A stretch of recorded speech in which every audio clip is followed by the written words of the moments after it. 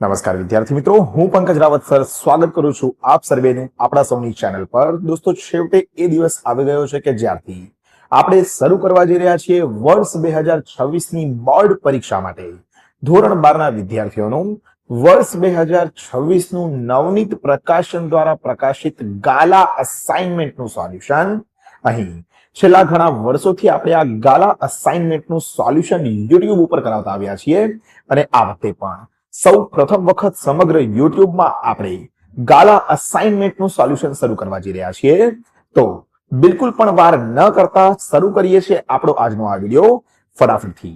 આપ સર્વે વિદ્યાર્થી મિત્રો આ વિડીયોને લાઈક અને શેર કરીને બન્યા રહેજો વિડીયોમાં અંત સુધી, જેથી કરીને અત્રે સમજાવેલા એક મહત્વપૂર્ણ પ્રશ્નની અંદર આપ સર્વે વિદ્યાર્થી મિત્રોને ખ્યાલ આવી શકે.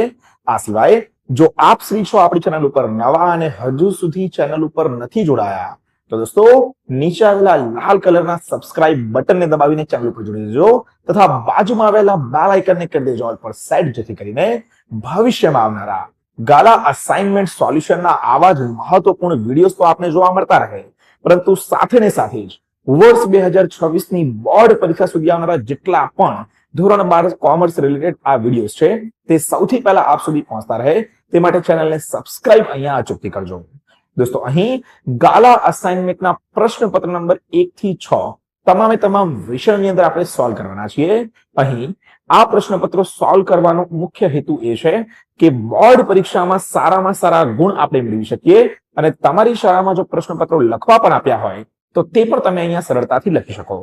ચાલો શરૂઆત કરીએ છીએ આપણા પહેલા અસાઇનમેન્ટ સોલ્યુશનના વિડીયોની, જે છે વાણિજ્ય વ્યવસ્થા અને સંચાલન એટલે કે BA વિષયનું. અહીંયા વાત કરીએ આપણે ગાલા અસાઇનમેન્ટ વર્ષ 2025-26 ના પ્રશ્નપત્ર નંબર 1 ની. તો અહીંયા આ બોર્ડનું પ્રશ્નપત્ર છે માર્ચ 2025 ની અંદર લેવાયેલી પરીક્ષાનું, મતલબ ગત વર્ષે જે પરીક્ષા લેવાયેલી છે માર્ચ મહિનામાં બોર્ડની તેનું જ પહેલું પ્રશ્નપત્ર આપણને આપેલું છે. આ વખતના અસાઇનમેન્ટની ખાસિયત એ છે કે વિભાગ A નું સોલ્યુશન અહીંયા નથી આપેલું.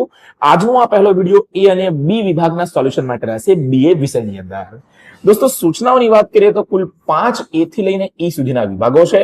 પ્રશ્નની સામે લખેલ અંક ગુણ દર્શાવે છે. પ્રશ્નની સૂચના પ્રમાણે ઉત્તર લખવાના છે. નવો વિભાગ નવા પાના ઉપર જ લખવાનો છે, જે હર હંમેશ વર્ષોથી આપણે સાંભળતા આવ્યા છીએ. અહીંયા દોસ્તો સનાતન સત્ય એવા વિભાગ A ની આપણે જો શરૂઆત કરીએ તો અહીં સૌથી પહેલા પ્રશ્ન નંબર 1 થી 20 આપણને આપેલા છે હેતુલક્ષી પ્રકારના પ્રશ્નો.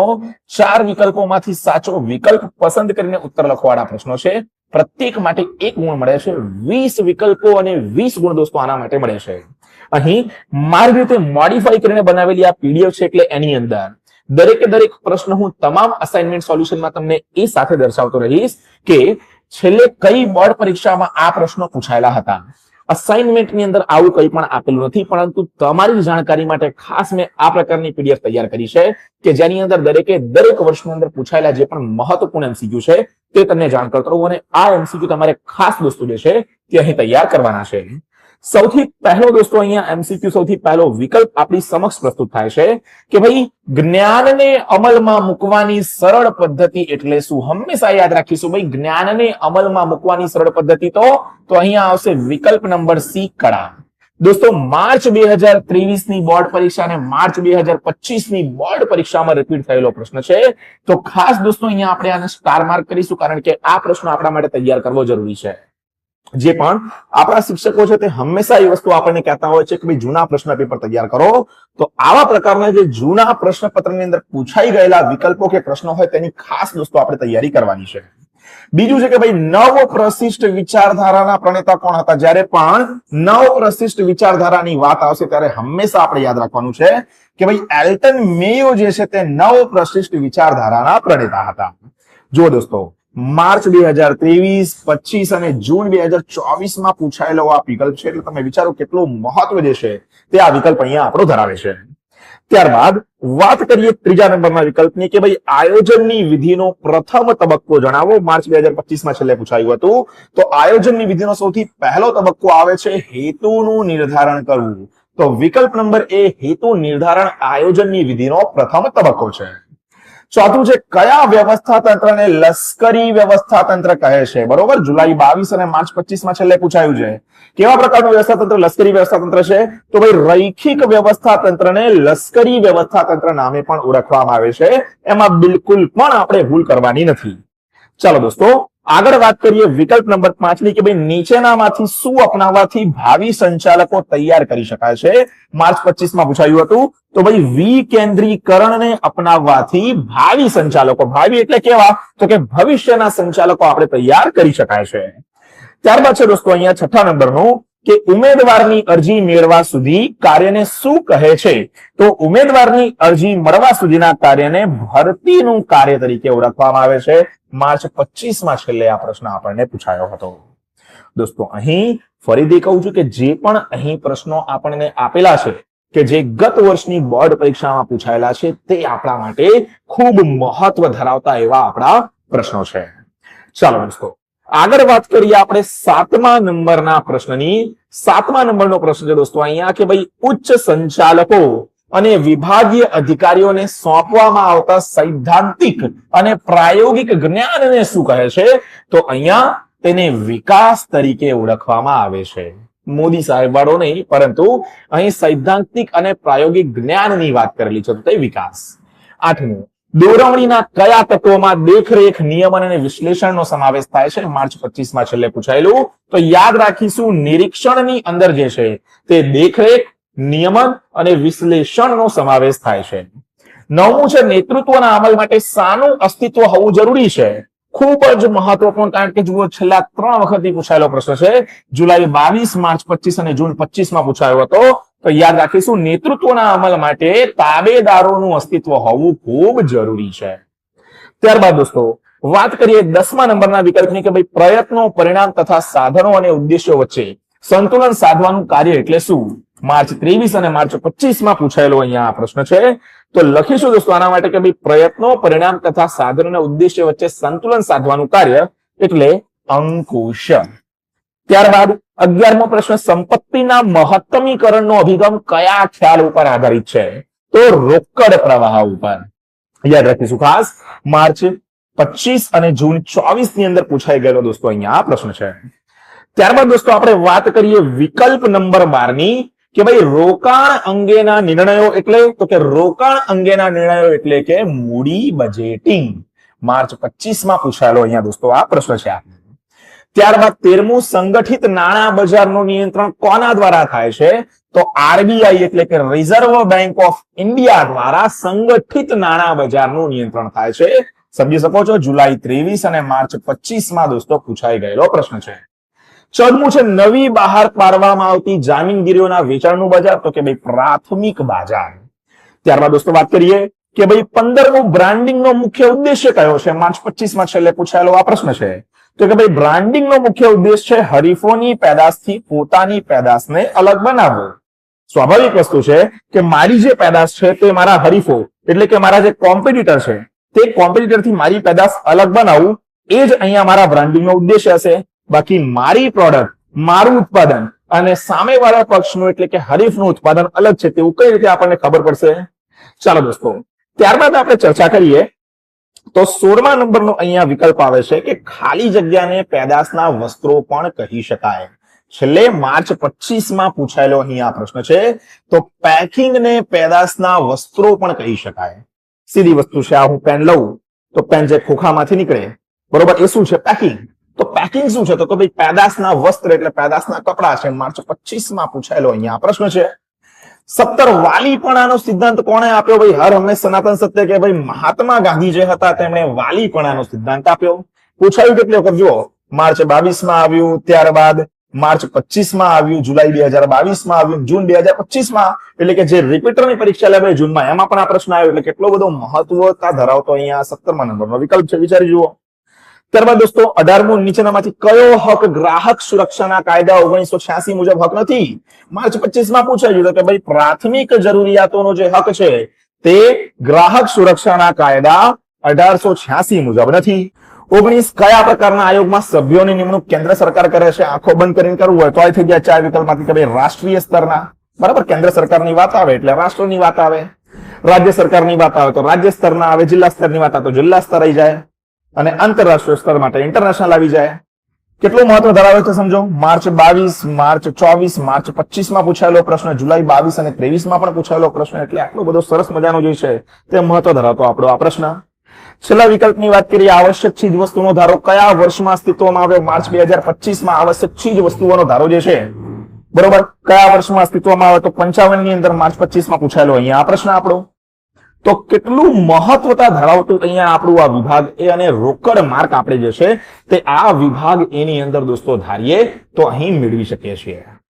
તો મેં કીધું આપણા જે ગાલા અસાઇનમેન્ટ છે તેની અંદર કયા વર્ષમાં કયો પ્રશ્ન પૂછાયેલો છે તે નથી આપ્યો, પરંતુ તમારા માટે ખાસ વિશિષ્ટ પ્રકારની પીડીએફ જે છે તે અહીંયા તૈયાર કરી છે, જ્યાં તમને દરેકે દરેક હું પ્રશ્નની અંદર એ વસ્તુ ખાસ નોટ ડાઉન કરાવીશ કે છેલ્લે કયા વર્ષની અંદર જે છે તે આ પ્રશ્ન આપણને પૂછાયો હતો. દોસ્તો અહીં વિડીયો પસંદ આવી રહ્યો હોય તો વિડીયોને લાઈક અચૂકથી કરજો, બાકીના તમામ મિત્રો જોડે શેર કરી દેજો કે ભાઈ યુટ્યુબ ઉપર ધોરણ 12 ના ગાલાનું સોલ્યુશન 2026 નું આવી ગયું છે, અને તમારા શેરથી અન્ય લોકોને તો લાભ થશે જ, પરંતુ સાથે ને સાથે જ અહીંયા વિદ્યા વહેંચમાંથી જે છે તે વધે 100% જે છે તે સાચી પણ નીવડવાની છે. તો વિડીયોને શેર અચૂકથી કરજો.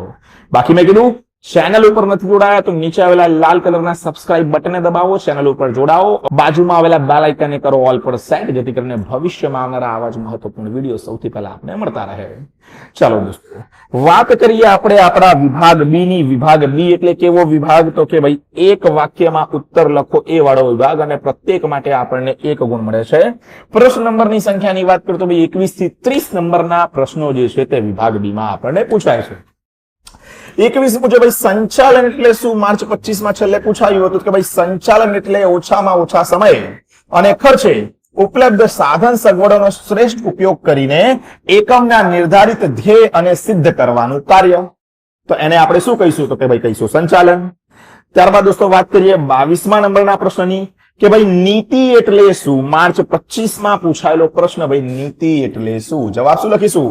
મદદનીશ સંચાલકોને નિર્ણયો લેવામાં માર્ગદર્શન પૂરું પાડે તેવા સામાન્ય વિધાનોને શું કહેવામાં આવે? તો કે ભાઈ નીતિ કહેવામાં આવે.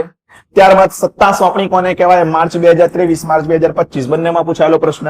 જવાબ સામાન્ય અર્થમાં કહીએ તો સત્તા સોંપણી એટલે કાર્યની બીજાને સોંપણી કરવી અને તે કાર્ય કરવા માટેની સત્તા આપવી. મારું કાર્ય ભણાવવાનું છે, હું મારું ભણાવવાનું કાર્ય કોઈક બીજાને સોંપી દઉં, મારી સત્તા કોઈક બીજાને સોંપું, તો ભાઈ શું કહેવાય? સત્તાની સોંપણી કહેવાય. 24મું વૈધિક વ્યવસ્થા તંત્ર એટલે શું? માર્ચ 25 માં પૂછાયેલો પ્રશ્ન. તો કે એકમના સંચાલકો નિર્ધારિત ધ્યેયોને સિદ્ધ કરવા માટે કાર્ય અને વ્યક્તિઓ વચ્ચેના સંબંધોનું જે વિધિસર માળખું રચે છે તેને વૈધિક વ્યવસ્થા તંત્ર કહે છે. તો ખૂબ મહત્વપૂર્ણ એવો આ 24 નંબરનો પ્રશ્ન.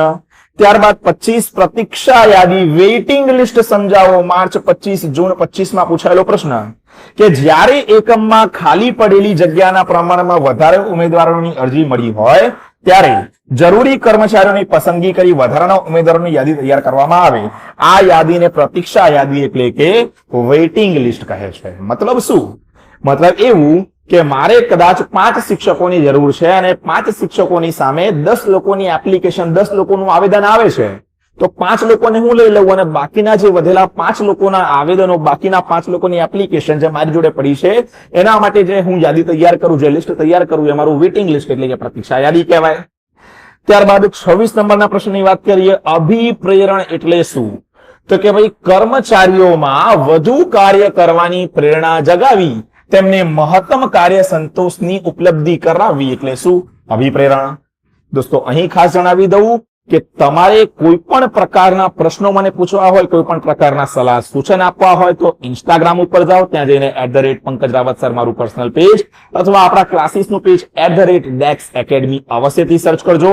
આ સિવાય કેવા પ્રકારના વિડીયોઝની ભવિષ્યમાં તમને જરૂર છે તે પણ જણાવજો, અને નવા નોટિફિકેશન્સ તો ખાસ તમને ઇન્સ્ટાગ્રામ ઉપર જે છે તે મળતા જ રહેવાના છે. તો ઇન્સ્ટાગ્રામ પેજને ફોલો કરવાનું બિલકુલ પણ ના ભૂલતા. ચાલો દોસ્તો હવે વાત કરીએ આપણે 27મો કે ભાઈ કાયમી મૂડીના ઘટકો કયા કયા છે? તો કે ભાઈ કાયમી મૂડીના ઘટકો નીચે મુજબ છે: જમીન, મકાન, યંત્ર, પ્લાન્ટ, ફર્નિચર વગેરે. અભિપ્રેરણ 2025 માં છેલ્લે પૂછાયો હતો, કાયમી મૂડી હજુ પૂછાયું નથી. 28 મુંબઈ શેર બજારની સ્થાપના કયા વર્ષમાં થઈ હતી? માર્ચ 22 અને 25 બંનેમાં પૂછાયેલો ખૂબ મહત્વપૂર્ણ પ્રશ્ન. મુંબઈ શેર બજારની સ્થાપના 9 જુલાઈ 1875 ના દિવસ થઈ હતી. 29 પ્રસિદ્ધિનો અર્થ આપો. માર્ચ 22, માર્ચ 25 માં પૂછાયેલો પ્રશ્ન. જવાબ પ્રસિદ્ધિ એ એવો બિન વ્યક્તિગત માહિતી સંચાર છે જે ચૂકવણું કર્યા વગર સમૂહ માધ્યમો દ્વારા કરવામાં આવે છે, જેમાં ધંધા કે એકમની પેદાશ વિશે જે છે તે જણાવવામાં આવે છે. ત્યારબાદ 30મું, CERC નું પૂરું નામ જણાવો. CERC નું પૂરું નામ જુલાઈ 22, માર્ચ 25 માં પૂછાઈ ગયેલું. Consumer education and research centre A CERC નું પૂરું નામ. આની સાથે દોસ્તો ગાલા અસાઇનમેન્ટ નો પહેલો વિડીયો BA એટલે કે વાણિજ્ય વ્યવસ્થા અને સંચાલન વિષયનો આપણો થાય છે પૂર્ણ વિભાગ A અને B નો. આના પછી મેં કીધું અલગ અલગ વિષયોના વિડીયોઝ અચૂકથી આપણે લાવતા રહીશું, પરંતુ તેના માટે વિડીયોને લાઈક કરવું જે છે તે ખૂબ જરૂરી બની જશે. આ વિડીયો ઉપર 200 લાઇક્સ નો ટાર્ગેટ આપણે મૂક્યો છે. ફટાફટથી 200 લાઇક્સ કમ્પ્લીટ કરો અને ફટાફટ આપણે લાવીએ છીએ નેક્સ્ટ પાર્ટના વિડીયો. અહીં અંતમાં દોસ્તો જણાવી દઉં કે આપણા ક્લાસીસ ડેક્સ એકેડમી ની અંદર જે છે તે સેકન્ડ ટર્મની બેચ જે છે તે સ્ટાર્ટ થઈ ગઈ છે અને ફીસ ડિસ્કાઉન્ટ જે છે તે 50% માત્ર જે છે તે આપણે રાખેલ છે. મતલબ કે આપણી કુલ ફી જે છે તે વાર્ષિક રૂપિયા 30,000 છે અને અત્યારે તમે જો એડમિશન લો છો તો માત્ર 15,000 રૂપિયાની અંદર ધોરણ 12 ના તમામ વિષયો જે છે તે તમે ભણી શકશો. તો તમે પણ જો અમદાવાદથી જોડાયેલા છો અને રાણી કે પછી નવા વાડજ આસપાસના એરિયામાં રહો છો તો આજે જ ડેક્સ એકેડમી ક્લાસીસમાં તમારી સીટ બુક કરો. નંબર 8866562578 ઉપર સંપર્ક અચૂકથી કરજો. તો આટલું જ રાખીએ દોસ્તો આજના આ વિડીયોમાં. મળીએ છીએ જલ્દી જ એક નવા વિડીયોમાં આવા જ કેટલાક મહત્વપૂર્ણ મુદ્દા અને ટોપિકની સાથે. ત્યાર સુધી થેન્ક યુ સો મચ. જય હિન્દ, વંદે માતરમ.